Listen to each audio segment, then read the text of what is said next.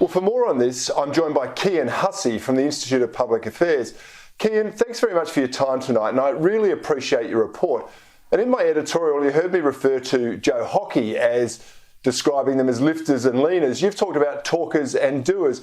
Are they the same thing? And if not, what's the difference? Well, I think there's a lot of overlap, and I think that Australians know there's kind of this intuitive sense of the people who are talkers and the people who are doers. The talkers are, the mid-level managers and the HR types and the politicians and the bureaucrats, while the doers are the people who are actually busy building the country, the bricklayers and the carpenters, the teachers and the nurses.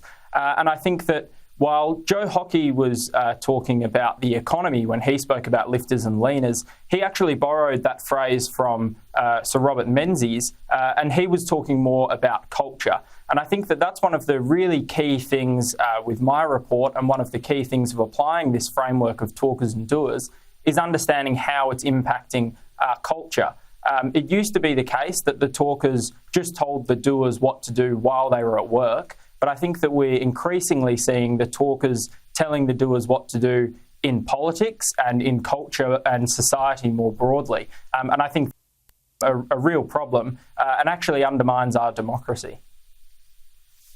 You're absolutely right. What we're seeing is this elite class, the people who think they know better than everyone else, tell others how they should be living their lives, that telling them they should be making all these sacrifices, which none of them are prepared to do themselves. I mean, there's no greater example than what we've seen with the coronavirus panic, is it? We're getting all the bureaucrats telling us how to live our lives. Well, they're not impacted one bit. Their pay packets keep coming through, and they're not in small business employing people. It's a real example of the sorts of problems we have in this country, isn't it? That's exactly right, Corey. And IPA research throughout the coronavirus pandemic has shown that public servants have actually received pay rises while private sector workers were struggling. And I think that there's a really important point here about the incentives for public servants. So they're able to tell everyone what to do and to enforce these lockdown measures, and they don't suffer any consequences. So there's a bit of a perverse incentive. But I think that you're right. The example of lockdowns is a perfect way of using this framework of talkers and doers. The talkers are detached from material reality. They spend all day sitting behind a laptop and they don't face any risks, whereas the doers, for example, someone working on a construction site who might have a brick fall on them at any moment, doers understand that to live means to accept and to balance risks. And I think that the lockdown strategy and this zero risk approach to COVID is a talking class policy. It's their preferred policy. And what they've done so effectively is enforce that policy on everyone else. So the doers, the mainstream Australians who understand that to live means to take risks, they were fine to accept that coronavirus poses a risk and they might have to change the way they live slightly. But to the talking class, that meant eliminate all risk, enforce lockdowns, force everyone to stay home, and we can just go to working from home from behind our laptops, so it doesn't impact us much. And they were happy to enforce that.